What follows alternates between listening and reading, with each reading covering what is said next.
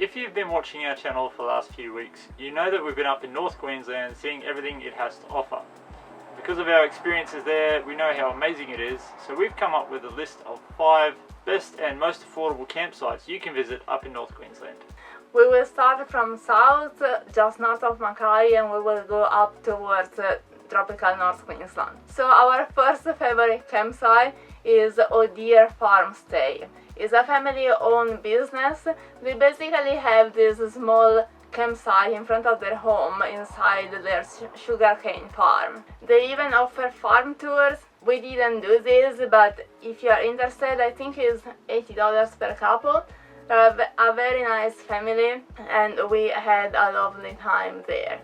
In terms of things to do, very close to O'Dear Farm Stay, there is one of my favorite beach in all Queensland, and that is Cape Hillsborough. It's a beautiful bay inside a national park. If you go there at sunrise, you can see kangaroos, but be sure to go there very early, just before the sun rises. We went at 3 p.m, so obviously we didn't see any kangaroos. There is even another campsite inside the Cape Hillsborough National Park, but unfortunately, having a dog, we weren't allowed to stay there. Another beautiful spot to visit from O'Dear Farm Stay is Early Beach. It's a little bit further away, but if you are in the area, it's definitely worth a visit. It's very touristy, as is the getaway to the Whitsunday. I think it has one of the most beautiful color water in the world. As soon as you get to Early Beach, the color of the water changes. It is this beautiful aquamarine color that you can't find anywhere else, at least not any place that I know of. Just north of the town of Townsville, there's a small stretch about 30 kilometres long along the Bruce Highway, or just off the Bruce Highway either side, where there's about 4 or 5 free campsites where you can stay for up to 48 hours free of charge. This is offered by the Townsville Council for people travelling through the area as a place to stop and recharge and rest and enjoy what Townsville has to offer. Within these 3 or 4 campsites, our favourite one is something called the Blue Water Rest Area. Like I said before, we stayed there for 48 hours. We didn't have to pay for it. It includes the toilet amenities, and it is a beautiful, free, open area, big enough so we could park our bus, and it's off the Bruce Highway, so there's not a lot of road noise there either. It's really special because free campsites don't come along all that often, and when they do, they're sometimes a bit sketchy, a bit dodgy, a bit ugly. But Blue Water is exceptional because it's not sketchy, it's not ugly, and we have enough space to fit this big old bus, which we don't come across very often. Blue Water and other free campsites are very close to the coast as well. We couldn't fit the bus in the ones that are on the beach, but they're only a short 10 to 15 minute drive from the Blue Water campsite. So if you're travelling through there and you want a free place to stay in Townsville that won't break your budget because it's free and it's close to the beach, Blue Water's the place to visit. Just north of the Blue Water campsite, there is another campsite that we really like. It's called the Mystic Sand Golf Resort. This is not free, but it's quite cheap. It's only $20. It is inside a golf club. There is also a very nice cafe. You can get fish and chips, beers. They have discount during happy hours, and of course you can play golf if you like playing golf. Just a short walk from this campsite, there is a beautiful beach, Bagel, what's it called? Outdoor beach. That. Every time we went there, it was always empty. There is a ton of space. It's dog friendly, and there are a lot of kangaroos and wallabies around. A very nice spot to visit.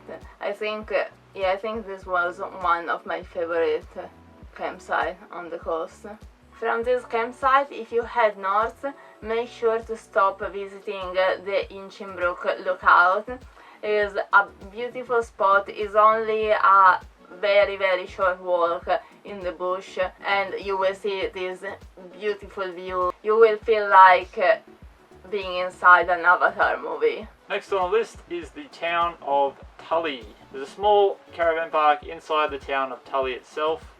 It's only $25 a night. That includes power and water.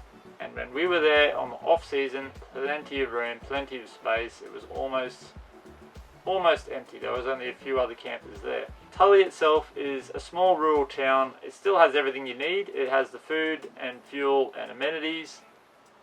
And it's really nice. It sits at the base of a mountain range. So when we're at the campsite itself, we could turn around, look up at the mountain range, and half the time it was covered by this thick this thick fog that obscured the top of the mountain, and it looked like we were in Jurassic Park. It was really cool. Tully itself isn't that remarkable, but it is very close to some very cool spots, like Mission Beach.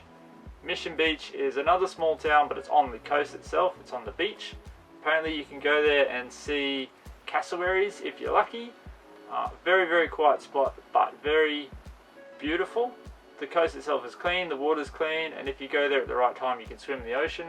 Another cool spot to visit while you're in Tully is if you drive back down south for about 40 minutes, you'll get to the Cardwell Spa Pools. If you don't know what they are and you haven't seen our video, we'll put a link to it somewhere in the screen, and you can go check that out. Cardwell Spa Pools, definitely go visit them, they're amazing.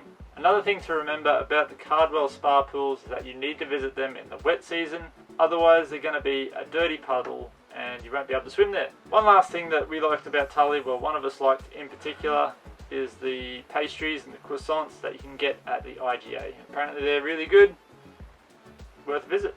Best croissant I found in Australia. Another nice campsite that we visited was only $25 a night, and it's called River Drive Caravan Park in Innisfail. Now, the campsite itself, it wasn't really remarkable for us, but it's close to some very cool spots. The best thing that we visited when we were there is definitely at Bay. We spotted some cassowary. You might not always be lucky. We went there 3 times and we only saw cassowaries once. A tip is going early in the morning before all the tourists come, because otherwise it's going to be busy and they will tend to hide. Apart from cassowary, there is not much to do in Bay, so I would recommend to take some food with you. Maybe a swim where there are nets and you can swim, a book, and just hang around for a few hours until you see a cassowary. From Innisfail, if you head inland, you will get to Etherton Tablelands. The closest spot to visit to Innisfail is the waterfall circuit.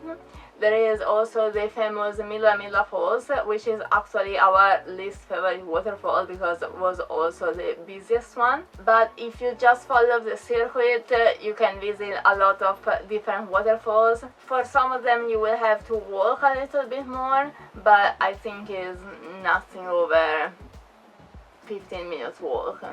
Very nice spot. Etherton Tableland is fantastic. We couldn't stay in the Tablelands themselves because the hills are a bus killer. We would never be able to go up.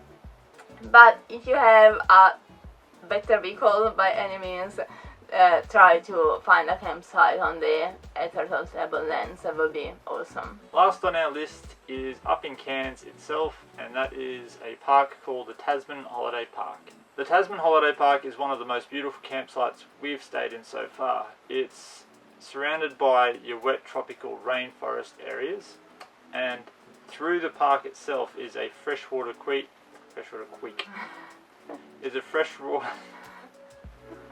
Through the park itself is a freshwater creek that you can swim at if you want, and you can also feed the wildlife like turtles and freshwater fish that swim there. Very cool spot. Also handy for us and for you as well if you have a dog. You can walk through the park for about 5 minutes and you get to a off-leash dog park where your dog can run around like a crazy idiot, like this thing did. There's some other things to see in Cairns as well if you're keen. You can go to the Botanic Gardens, which is absolutely amazing. You can also visit the Cairns Esplanade, which has a free public pool open to everyone. Quite a nice spot. It's got a little Ferris wheel. You can go up and view the sights if you've got money to pay for it. You can take scenic tours on a helicopter if you want. Close to Cairns itself is a small town called Kuranda. You can get to it in 3 ways. You either drive to it like we did, up a twisty mountain range through some beautiful rainforest. You can take the Sky Rail, which is like a cable car over the rainforest range, amazing spot. Or you can take the Kuranda Scenic Railway, which will take you up the range in an old-fashioned train, which looks very cool as well. Kuranda itself is a very cool town. It's full of local art and culture and history, which is something to see. And it's got the Barron Falls Gorge there as well, which is something also pretty cool to see. If you're keen on driving as well, from Cairns you drive an hour north and you go to the town of Port Douglas. Port Douglas sits at the southern end of the Daintree rainforest, so naturally it's got all the rainforest scenery that you want to see. It's also got a natural beach as well, which is really nice to look at, to see. It's a really nice spot. Port Douglas also has some of the fun touristy things to see as well, like crocodile tours, and you can do scenic plane tours and things like that. Once that you are up in Port Douglas, just take a drive to Mossman Gorge. Is this amazing gorge. You can have a swim there, a beautiful spot to visit. You will have to park your car before the gorge and take a tour bus for 2 kilometers to go to the gorge itself, because at the gorge there are not enough parking lots. The bus is $13, which is a little bit of a rip-off, but if you go early in the morning you will be allowed to go up to the gorge with your car. Also, if you want to go when it's not too busy, it's probably best if you go there early morning. There is also a walking track which is about 2.5 kilometers long. It will take about 1.5 hours to walk it, because it is a little bit rough. You will need to watch where you put your feet, and do watch where you put your feet, because we almost stepped on a black snake. While we were staying at this campsite, we went back to Atherton Tableland as well, but this time the northern part. A very cool activity that we did was visiting the Tolga Hospital. It was one of the best experiences that we had during this trip. It's only $20 each, and you will help the bat hospital staying alive. It keeps bats that they got here because of injury on the wire fences or because of tick paralysis. Their caretaker took us for a 1.5 hour tour.